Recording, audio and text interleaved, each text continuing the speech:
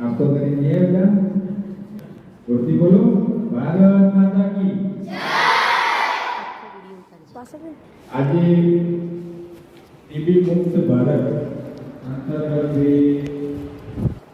TB વિશે આપણી શાળામાં સપોર્ટ સ્પર્ધા રાખેલી એમાં ઉપરથી આ આંતરરાષ્ટ્રીય શિક્ષકગણ, આરોગ્ય સ્ટાફ અને મારા વિદ્યાર્થી મિત્રો, પહેલા તો જે બાળકોએ આ કોમ્પિટિશનમાં ભાગ લીધો એમને ખૂબ ખૂબ અભિનંદન.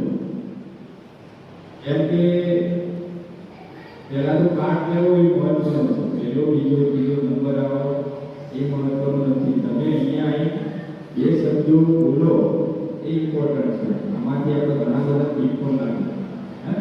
અહીંયાથી બોલવું એ કંઈ નાની સૂની વાત નથી. અમે પણ તમારા દેશના અહીંયા બેસી સાંભળતા એટલે અહીંયા સ્ટેજ પર આવવાનું થાય ત્યારે બીક લાગે. ઘણા બધા અહીંયાથી સારું એવું એમને ટીવી વિશે માર્ગદર્શન આપ્યું. ઘણી વખત આપણે અહીંયા ઉભા હોય તો આપણે ભૂલી પણ નહીં. તો પહેલાં તો બધા જે સ્ટુડન્ટોએ બહુ સરસ રીતના ટીવી પ્રોગ્રામ વિશે, ટીવી રોગ વિશે જે માર્ગદર્શન આપ્યું અને માહિતી આપી એ ખૂબ જ અગત્યનું છે. આજે આ ટીવી રોગ આપણા ભારત દેશમાં સૌથી વધારે જો થતા હોય તો આ ટીબીના રોગથી થાય છે.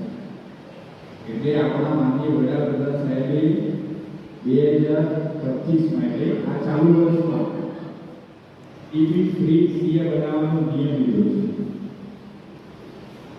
એકચ્યુઅલમાં ઇન્ટરનેશનલ લેવલે 2030 સુધીમાં ટીબી ફ્રી વર્લ્ડ બનાવવાનો WHO કન્સર્ન લીધો હતો. પરંતુ આપણા વડાપ્રધાન શ્રી 5 વર્ષ પહેલા કે મારા ઇન્ડિયામાંથી ટીબી ફ્રી થઈ ગયું.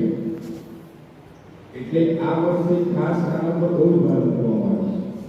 હવે ટીબી રોગ વિશે હું તમને કહું કે બધા વિદ્યાર્થીઓ બહુ સારું કીધું, પણ ટીબી એક એવો રોગ છે કે પહેલાના જમાનામાં એટલે 1990 આસપાસ કોઈને ટીબી થાય ને તો કેન્સર જેવું કહેવામાં આવે. ટીબી થાય એટલે મરી જ જાય છે. એ વખત ટ્રીટમેન્ટ ઓછી હતી અને લોકો ઓછું બહુ બધી દવાઓ ભરો ત્યારે એને ટીબી કદાચ રિકવર થઈ ગઈ. પણ અત્યારના જમાનામાં ટીબી એક રોગ એવું છે કે તમે પ્રોપર દવા